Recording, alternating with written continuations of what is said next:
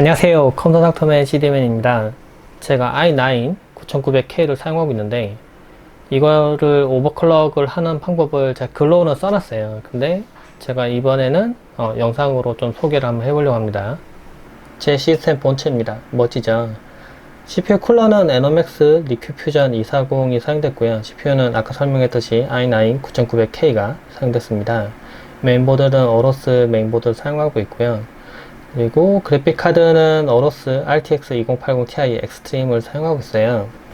기본 사양, 그러니까 지금 오버클럭 하기 전에 사양을 좀 볼게요. 보면은 i9 9900K가 지금 인식된 게 보이고, 클럭은 지금 왔다 갔다 하는데 지금 4.7까지 올라갔다 떨어졌다 하죠. 클럭이 이렇게 왔다 갔다 하는 이유는 클럭이 항상 높은 상태 유지하면 온도도 높고 필요 이상으로 전력 쓰기 때문에 좋지 않겠죠. 그래서 전력 관리 기술이 이제 적용이 되면은 이제 클럭이 왔다 갔다 하는 겁니다. 그런데 저는 이제 이번에 할 거는 5GHz로 좀 최대 클럭이 5GHz로 동작하도록 할 거고요. 고정을 할 수도 있고 또는 이런 식으로 클럭이 왔다 갔다 하게 할 수도 있어요. 제가 해본 바로는 5GHz까지는 뭐 클럭이 다변하도록 해도 상관없을 것 같고, 근데 더 클럭을 5.2나 5.3 이렇게 높이려면은 그때는 이제 클럭이 왔다 갔다 하면은 실패 요인이 되기 때문에 고정을 해야 됩니다. 그리고 이 CPU 같은 경우에는 이제 8코어로 동작하게 됐어요.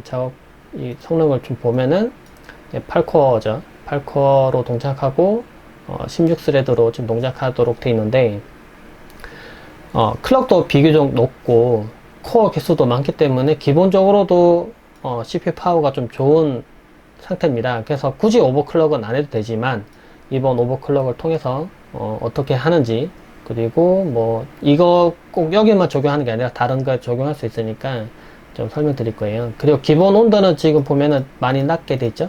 그래서 이번에 오버클럭 하면서도 온도를 좀 가능하면 낮게 유지하면서도 필요할 때는 좀 성능을 내도록 좀 오버클럭을 한번 해볼게요. 먼저 바이오스 설정에 들어갈 겁니다. 간단하게 들어가는 방법이 지금 윈도우 10 기준으로 설명할게요. 윈도우 10을 많이 쓸 테니까. 다시 시작을 하는데, 다시 시작을 할 때 Shift 키를 누른 상태로 다시 시작 누르고 Shift 키를 떼면은 설정으로 들어갑니다. 제가 이게 예전에 윈도우 10 팁으로 제가 소개한 적이 있죠. 옵션 선택이 뜨면은 여기서 문제 해결을 선택하고 고급 옵션에 UEFI 펌웨어 설정을 선택합니다. 그리고 다시 시작을 누르면은 바이오스 설정으로 바로 들어가게 돼요. 기다려줍니다. 바이오스 설정이 들어왔는데요. 지금 이지 모드입니다. 어로스 메인보드에 이지 모드로 돼 있어서 지금 보시면 좀 간단하게 지금 그래픽은 나타나죠. 근데 여기서는 이제 고급 설정할 수가 없어요. 아래에 보면 F2키를 누르면 클래식 모드로 바뀐다 되어 있는데 F2키를 눌러볼게요. 그러면 이제 클래식 모드가 되고, 오버클럭과 관련된 메뉴는 제일 첫 번째 있는 MITE 메뉴에 모두 다 모여 있습니다.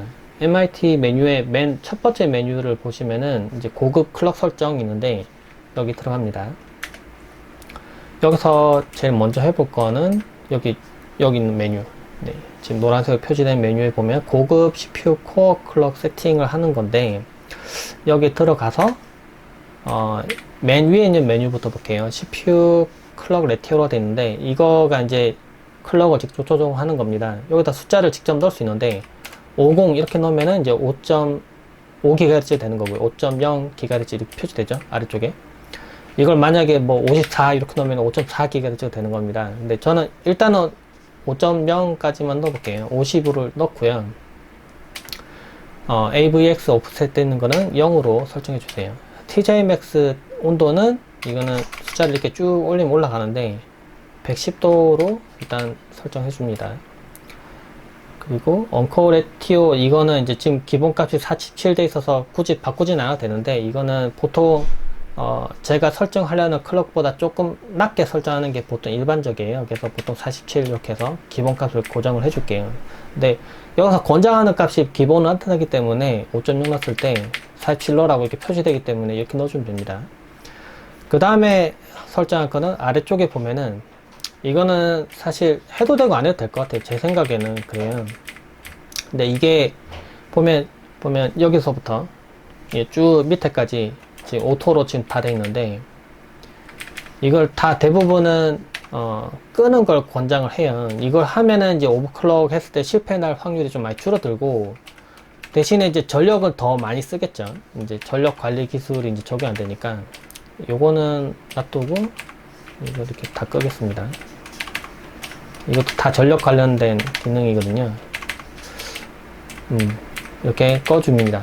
제가 이거는 블로그에 설정해놨지, 블로그에 글을 적어 놓은 게 있으니까 그걸 좀 참고해서 보시면 되고, 이 설정들, 지금 영상에 보이는 것들 좀 너무 많아서 이걸 다 꺼주세요. 근데 끄지 않아도 상관없어요. 끄지 않아도 이제 클럭이 자동 조정되기 때문에 상관없는데, 일단 끄고 한번 해볼게요. 지금 이 메뉴에서 ESC 키 누르면 이제 전 단계 넘어가게 되거든요. 근데 램도, 그러니까 CPU 클럭을 당겨서 올린 만큼 램도 좀 올려주면은 성능이 좀 더 올라갑니다. 근데 제 경우에는 G스킬 램을 쓰고 있는데 XMP를 지원해요. 이렇게 램이 가지고 있는 최적의 클럭을 이렇게 미리 프로필을 가지고 있는데, 그걸 불러오는 겁니다. 여기서 보면 이제 일단 꺼져 있는데 프로필 1을 이렇게 불러올게요. 이렇게. 그럼 자동으로 이렇게 오버클럭이 됩니다. 오버클럭이라 하긴 좀 그렇고, 이제 램이 가지고 있는 최적의 클럭을 자동 불러오게 되는 거죠. 이렇게 설정해 주시면 됩니다. 이번에는 CPU 전압과 관련된 설정을 해볼 거예요. 여기서 ESC 키 누르면 다시 전 단계 넘어가죠. 여기 보면은 세 번째 메뉴에 고급 전압 설정이 있습니다. 여기 들어가 보면은 뭐 파워에 대한 부분, 또 뭐 CPU 코어에 대한 전압에 대한 부분, 칩셋 전압에 대한 부분, 뭐 여러 가지 있어요. 제일 첫 번째로 해볼 게 이제 전력과 관련된 부분을 쓸 건데, 이제 파워 설정 여기 들어갑니다. 첫 번째 메뉴. 여기 두 가지 메뉴가 있는데, 두 번째 메뉴 V코어에 대한 캘리브레이션을 해야 되는데, 여기 들어보면은 여러 가지 설정들이 좀 있어요. 근데 여기서 이제 터보를 설정을 합니다. 이거는 이제 CPU 온도에 대해서 전력을 이제 어느 정도 이제 밀어줄지에 대한 설정을 하는 건데, 터보로 보통 설정을 한다고 해요. 그래서 일단 터보로 하고, 근데 이걸 더 많이 밀어주면은 오버클럭을 성공할 수 있는데, 그만큼 열을 낮출 수 있는 설정은 돼 있어야 돼요. 일단 이걸 해주고 ESC 키 누른 다음에, 이번에는 CPU 코어 전압에 대한 설정을 들어갑니다. 여기 보면은 이제 CPU 코어 전압을 설정해야 되는데, 이 값은 여러 가지가 있겠지만은 다른 사람들이 오버클럭을 성공한 그 값들이 있겠죠. 그래서 그 값을 일단 넣어주고, 성공하고 나면은 이제 전압을 조금씩 좀 낮추는 겁니다. 만약에 실패라면 전압을 좀 더 높이면서 열을 낮출 수 있는 뭐 CPU 쿨러를 좀 더 좋게 쓰거나 그런 식으로 설정하셔야 되고요. 전압은 기본적으로 낮을수록 좋아요. 전압이 높으면 당연히 열이 더 높아질 수 있는 환경이 되기 때문에 열을 낮출 수 있는 뭐 CPU 쿨러가 잘 안 돼 있거나 하면은 뭐 오버를, 당연히 열이 높아져서 오버를 실패하게 됩니다. 보통 지금 알려진 값이 1.320 정도를 넣는데, 근데 더 낮출 수 있는 분은 더 낮추면 좋아요. 그러니까 전압을 낮게 넣는데 성공해서 잘 동작한다면 오버를 좀 더 잘한 거죠. 근데 제 경우에는 한 이 정도 넣으니까 된 것 같아요. 근데 지금은 겨울이라 좀 더 온도 전압을 좀 더 낮춰도 상관없을 것 같긴 해요. 그리고 여기 있는 값 두 개를 이 값을 조정해야 되는데, 이 값을 안 해도 되긴 된다고 하는데, 이 설정 전압값이 만약에 뭐 전압을 더 밀어주다가 더 오히려 좀 많이 들어가거나 하면은 메인보드에 심각한 문제를 일으킬 수도 있어요. 그래서 이 값을 기본으로 1.150 이렇게 해서 조정합니다. 예, 두 개 값을 조정해요. 이렇게 하면은 웬만한 오버클럭 설정은 지금 다 된 상태예요. 일단 저장하고 나갑니다. ESC 키 누르고, 여기 보면 이제 저장하고 나가는 게 있죠. 저장하고 나가기. 선택하면 이제 바꿨던 설정들이 뭘 바꿨는지 쭉 나타나요. 이 값들을 좀 보시고, 제가 이제 자세한 거는 이제 블로그 글을 적어놨으니까 글도 한번 보시고 천천히 따라 하시는 거 좋습니다. 영상을 따라 하셔도 상관없고. 일단 저장을 하고 재부팅 한번 해볼게요. 오버클럭을 했는데요. 지금 보면 CPU 지 정보로 보면은 코어 스피드가 지금 5 빵빵빵, 네, 이렇게 해서 5GHz로 지금 오버클럭 된 게 보입니다. 보면 곱하기 50해서 제가 넣은 값이 적용된 게 보이죠. 그리고 전압 넣은 것도 제가 넣은 것과 거의 비슷하게 들어갔고요. 메인보드에 보면 이제 그 고급형 메인보드 같은 경우 보면 실제로 이제 CPU 전압이 어느 정도 들어가는지를 핀을 찍어서 멀티미터로 볼 수도 있어요. 그 값을 보면서 이제 전압이 실제 어떻게 들어가는지 봅니다. 메인보드 따라서 이제 전압을 넣었을 때 전압이 좀 더 낮게 들어가는 경우가 있어요. 그럼 이제 좀 더 높게 집어넣겠죠. 제가 알고 있는 값보다 좀 더 높게 넣어서 실제 전압이 높게 들어가도록 설정할 수도 있고요. 또는 이제 오히려 좀 더 들어간다고 하면 더 낮출 수도 있고, 그렇게 해서 변경해야 돼요. 뭐 이거는 이제 고급 설정에 대한 부분이니까 잠깐 얘기한 거고, 일단 기본적으로 이렇게만 해도 오버클럭이 됩니다. 그래서 지금 보면 CPU 발열은 지금 이 정도 되고요. 보니까 뭐 그렇게 열이 높진 않죠. 지금 30도 안 되고 있는 상태니까. 패키지 온도는 이제 전체 온도인데, 지금 뭐 이 값이 원래 그 정기적으로 알아내는 값이기 때문에 뭐 코어 온도에 따라서 급격하게 올라갔다 급격하게 떨어졌다 뭐 이럴 수 있어요. 그래서 뭐 잠깐 순간적으로 높게 찍혔다고 해서 너무 걱정하지는 않으셔도 되고요. 일단 지금 부하를 안 줬으니까 이 정도 또 보면 되겠죠. 근데 전력 관리 기술을 켜면은 이 클럭이 항상 5GHz로 유지되는 게 아니라, 클럭이 떨어졌다가 제가 부하 줬을 때만 5GHz로 올라갔다가 떨어졌다 이렇게 반복을 해요. 근데 이제 클럭이 낮은 상태로 있다가 올라갈 때 걸리는 시간이기 때문에 좀 더 컴퓨터를 빨리 동작하고 싶은 경우에는 전력 관리 기술을 사실 끄는 게 맞고요. 그런데 이제 항상 이 값을 켜놓으면 전기도 좀 더 많이 쓸 테고, 유지하는데 좀 그 온도도 높아져서 팬도 더 빨리 돌려야 돼요. 그래서 전력 관리 기술을 켜도 상관은 없습니다. 5개월 정도까지는 제 생각이 그렇습니다. 이제 시네벤치를 한번 돌려볼게요. 쭉 돌리면은 이제 열이 올라가죠. 쭉쭉쭉쭉 올라갑니다. 시네벤치는 CPU에 아주 무리한 부하를 주기 때문에 온도가 좀 많이 올라갈 수 있어요. 보니까 패키지 온도가 지금 84 뭐 정도까지 올라가죠. 제가 사용하고 있는 그 맥북 프로 같은 경우도 이제 거의 100도까지 찍는데, 지금 얘는 84도 정도 지금 나오는 것 같아요. 84 올라갔다 지금 다시 순간적으로 훅 떨어지죠. 그러니까 온도 빨리 떨어지니까 너무 걱정하지 않으셔도 돼요. 그리고 CPU에 대한 이 점수도 지금 보면은 꽤 높게 나오죠. 클럭을 높이면 아무래도 점수가 좀 더 잘 나옵니다. 그리고 뭐 근데 제가 지금 이렇게 좀 보여드렸는데, 이번에는 전력 관리 기술을 좀 켜놓고 한번 어떤 변화가 있는지 한번 볼게요. 이번에는 전력 관리 기술을 켰어요.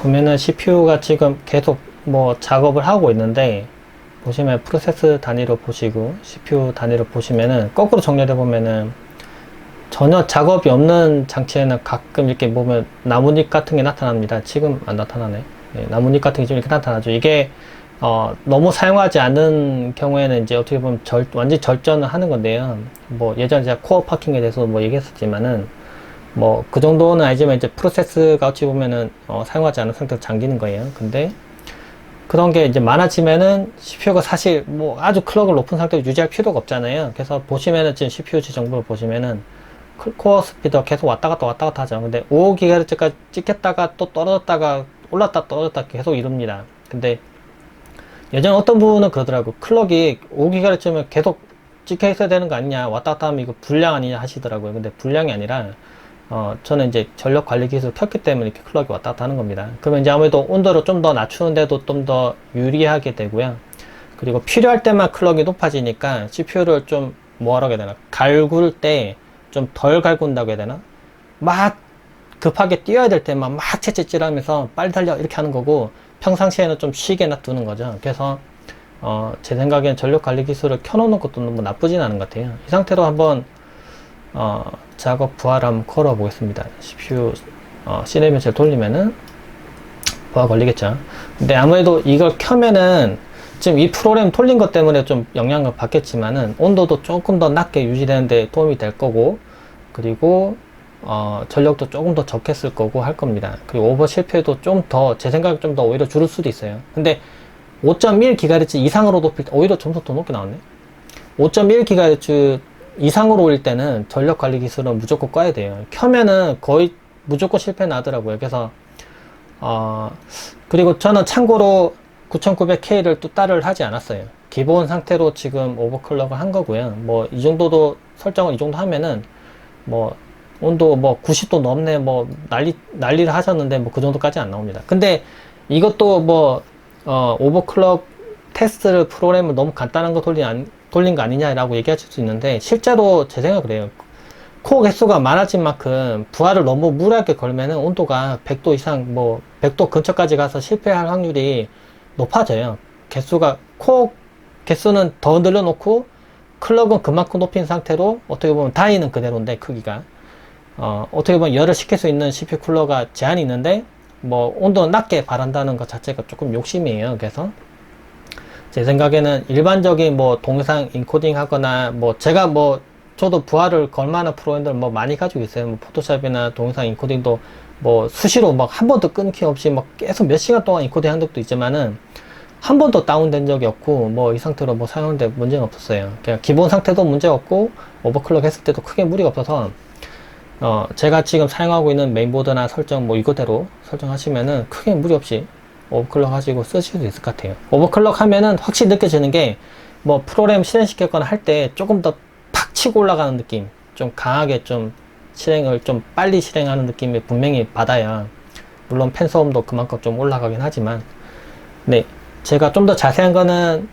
영상 하단에 링크를 둘 테니까 이 링크를 꼭 보시고 한번 읽어보시고 오버클럭 하시기 바랍니다. 무턱대고 그냥 오버클럭을 하시는 것보다는 공부를 철저히 하시고 오버클럭을 하시는 게 좋아요. 이거는 오버클럭 했을 때 실패 나서 잘못되거나 타거나 고장나면은 무조건 사용자 책임이기 때문에 조금 책임지셔야죠. 오버클럭 했으니까.